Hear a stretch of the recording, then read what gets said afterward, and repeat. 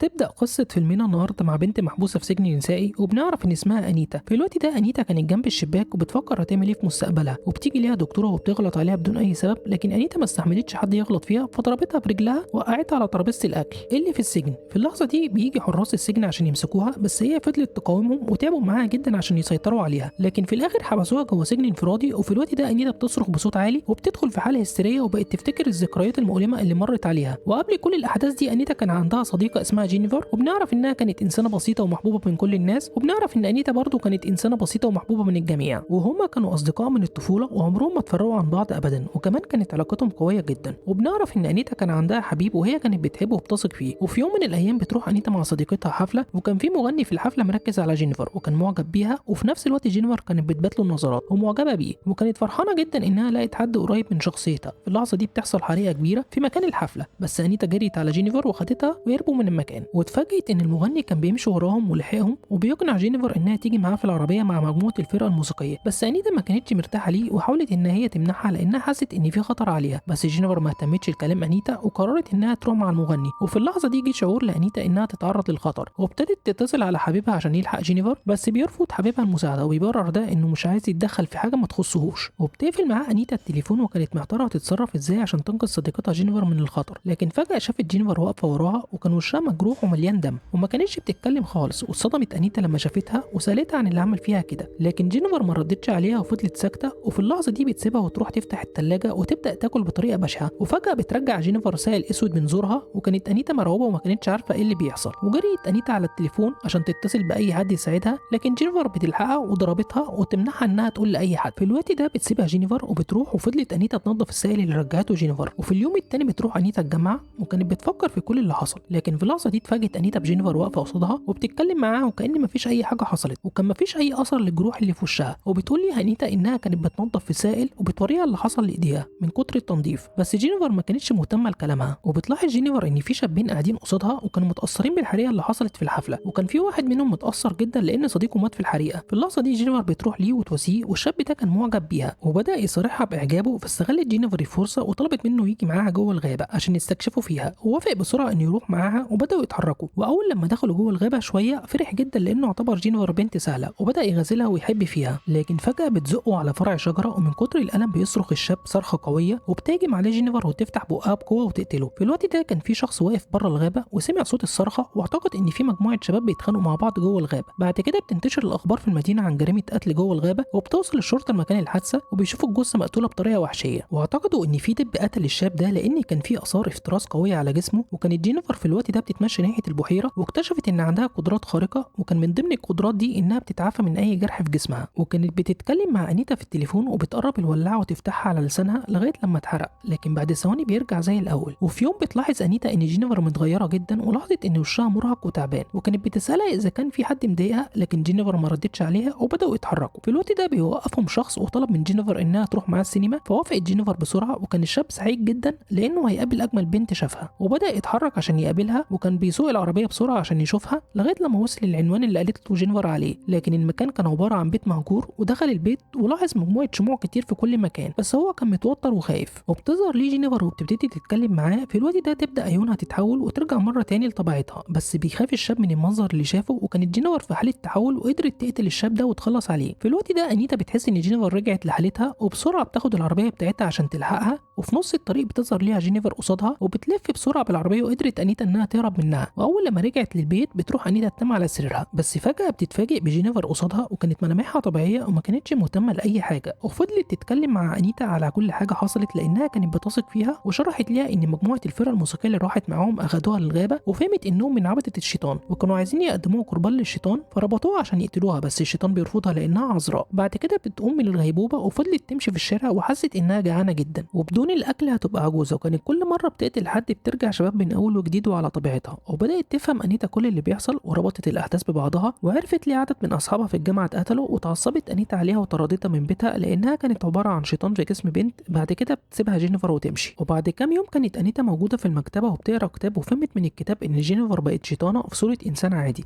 في الوقت ده بتروح لحبيبها وتحكي له على كل اللي حصل، لكن هو ما صدقهاش وطلب منها ما تفكرش وتبعد عن الخرافات دي. واتفقوا انهم يطلعوا حفله مع بعض. اول لما جه الليل كانت انيتا مستنيه حبيبها، بس قدرت جينيفر انها تخدع حبيبها وطلبت منه يروح يروح معاها لحمام السباحة وهي تستناه هناك ومعاها أنيتا. وأول لما وصل كانت ريحة حمام السباحة مش حلوة وكانوا قاعدين على طرف المسبح، ومرة واحدة بتزقوا جينيفر جوه حمام السباحة. وفي الوقت ده كانت أنيتا شاكة إن جينيفر هتقتل حبيبها لأنه كان متأخر عليها، فجريت بسرعة عشان تلحقه من جينيفر. وأول لما وصلت شافت جينيفر هتقتل حبيبها فنزلت حمام السباحة عشان تنقذه منها. في اللحظة دي كانت أنيتا وحبيبها عايزين يتخلصوا من جينيفر، وبيضربها حبيب أنيتا بحديدة في بطنها، لكن بتسحب جينيفر الحديدة وتسيبهم وتختفي. في الوقت ده كان حبيب أنيتا متأثر بالجروح وكان في لحظاته الأخيرة، وبتتأثر جدا أنيتا بموت حبيبها. وأول لما رجعت للبيت كانت حزينة جدا وكانت بتتفرج على صورها مع حبيبها وتفتكر ذكرياتها معاه. في الوقت ده أنيتا كانت منهارة ومقهورة عليه، فقررت إنها تنتقم من جينيفر، وابتدت أنيتا تجهز نفسها بشكل قوي عشان تقتل جينيفر. في الوقت ده كانت جينيفر في أوضتها عشان تنام، لكن أنيتا بتدخل عليها من الشباك وبسرعة بتهجم عليها وبتخنقها، وفضلت ماسكاها لحد ما تقتلها. وكانت ماسكة سكينة وخلاص هتضربها بيها، لكن بتلاحظ السلسلة اللي لابساها جينيفر، ودي كانت الرابط القوي بين جينيفر وأنيتا. فبتاخدها أنيتا وبتفهم جينيفر إن دي نهاية صداقتهم، وبعد كده بتخلص عليها أنيتا. في الوقت ده بتدخل عليهم أم جينيفر وكانت مصدومة من اللي هي شافته، وبلغت الشرطة وبيقبضوا على أنيتا وبيدخلوها السجن والمصحة العقلية. وعلى الرغم من موت جينيفر، لكن وهي بتدافع عن نفسها عضت أنيتا، وبتكتسب أنيتا منها شوية قدرات خارقة. وفعلا قدرت أنيتا إنها تهرب من السجن، وابتدت تطارد الفرقة الموسيقية اللي عملوا كده في جينيفر، وقدرت في الآخر إنها توصل ليهم وتقتلهم كلهم وتخلص عليهم. وهي انتقمت منهم عشان جينيفر وعشان حبيبها وكمان أصدقائها اللي ماتوا في الجامعة. وبكده يخلص فيلمنا النهارده.